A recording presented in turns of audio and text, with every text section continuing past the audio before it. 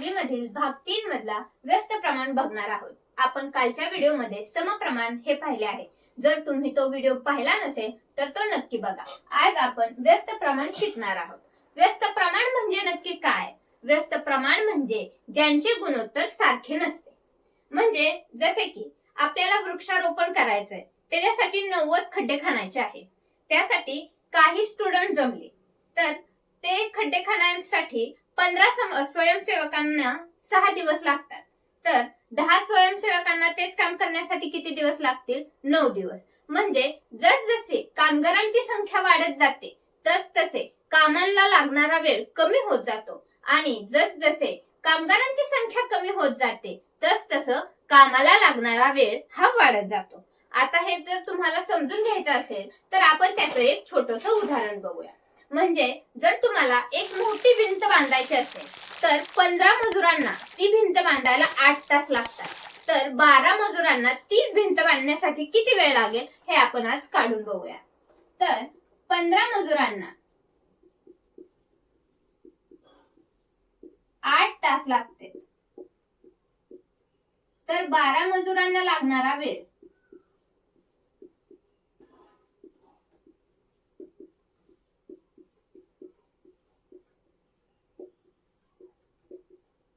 ह्याला आपण x मानूया। म्हणजे 12 मजुरांना लागणारा वेळ याच्यासाठी आपण त्याची किंमत x घेऊया। आता हे समीकरण सोडवून बघूया।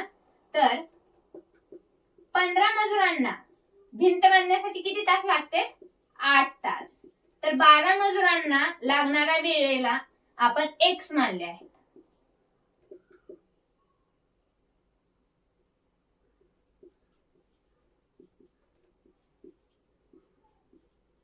यांचा गुणाकार 120 येतो आणि 12 गुणिले x 120 बरोबर 12x। ह्या दोन्हींमध्ये गुणाकाराचे चिन्ह आहे, बरोबर चिन्हाच्या इकडे येऊन हा भागाकार होईल। 120 भागिले 12 बरोबर x।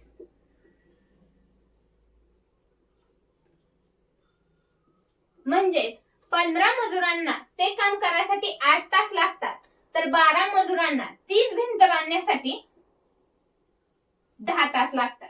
याच्यावरून तुम्हाला समजले असेल की जर मजुरांची संख्या जास्त असेल तर लागणारा वेळ कमी असतो आणि मजुरांची संख्या जर कमी असेल तर लागणारा वेळ जास्त असतो।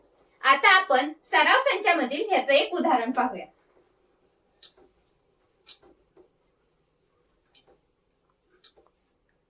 तर सराव संचामधलं पहिलं उदाहरण आहे, एक शेताची खुरपण करण्यास 5 मजुरांना 12 दिवस लागतात, तर 6 मजुरांना किती दिवस लागतील?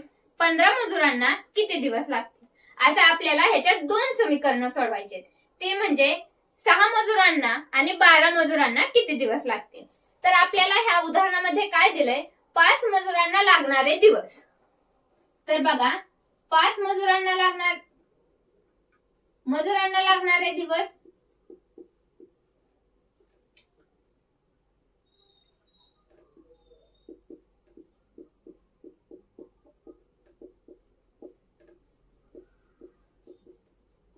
पाच मजुरांना 12 दिवस लागतात, तर आपल्याला 6 मजुरांना लागणारे दिवस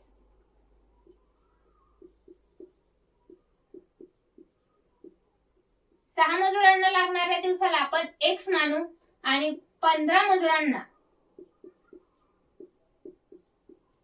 लागणाऱ्या दिवसाला आपण y मानू। आता आपण हे समीकरण सोडवून घेऊया। तर आपण ह्याला नाव देऊया, ह्याला समीकरण 1, हे समीकरण 2 आणि हे समीकरण 3।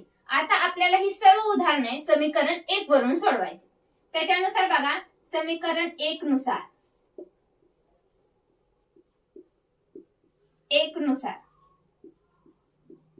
हे उदाहरण सोडवूया। तर 5 मजुरांना लागणारे दिवस 12, म्हणजे 5 गुणिले 12 बरोबर 6 मजुरांना लागणारे दिवस। 6 मजुरांना लागणाऱ्या दिवसाला आपण x मानले, आपण इथं x घेऊया। आता ह्या दोन्हींचा गुणाकार करू, 12 पंचे 60 बरोबर ह्या दोन्हींचा गुणाकार 6 गुणिले x बरोबर 6x। आता हे 60 बरोबर हे 6 इकडे गुणाकार आहे ते इकडे येऊन भागिले होईल. म्हणजे ह्या बरोबरच्या चिन्हाच्या पलीकडे राहील फक्त एक्स. 6 एके 6.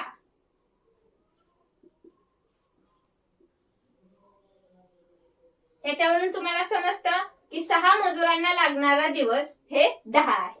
आता आपण 15 मजुरांना लागणारे दिवस काढूया. तर समीकरण आता दुसऱ्या समीकरणाची पण किंमत निघालेली आहे ती म्हणजे 10. आता तुम्हाला जर हे पुढचं समीकरण सोडवायचं असेल तर तुम्ही ते गणित समीकरण 1 हे घेऊन सुद्धा सोडवू शकता आणि समीकरण 2 हे वापरून सुद्धा सोडवू शकता.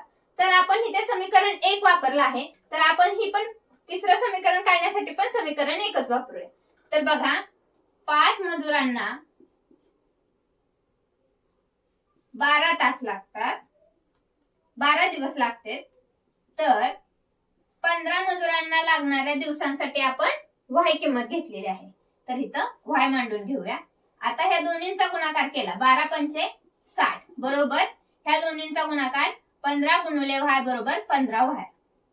हे 60 बरोबर हे 15 ह्या बाजूला गुणुले आहे ते ह्या बाजूला येऊन होणार भागिले आणि ह्या बरोबरच्या चिन्हाकडे राहणार फक्त y. आता ह्यांचा भागाकार 15 एके 15 15 चौक 60. म्हणजे 5 मजुरांना लागणारे दिवस 12 असतील तर 6 मजुरांना लागणारे दिवस 10 आणि 15 मजुरांना लागणारे दिवस 4 असतील. ह्यावरून तुम्हाला सविस्तर समजलं असेल की कामगारांची संख्या जर जास्त असेल तर कामाला लागणारा वेळ हा कमी असतो आणि जर कामगारांची संख्या कमी असेल तर कामाला लागणारा वेळ हा जास्त असतो.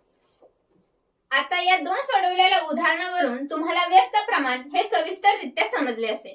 जर तुम्हाला पुढील उदाहरण सोडवण्यासाठी काही अडचण आली तर मला कमेंट बॉक्स मध्ये नक्की सांगा आणि आपण पुढच्या व्हिडिओमध्ये भागीदारी हा मुद्दा पाहणार आहोत.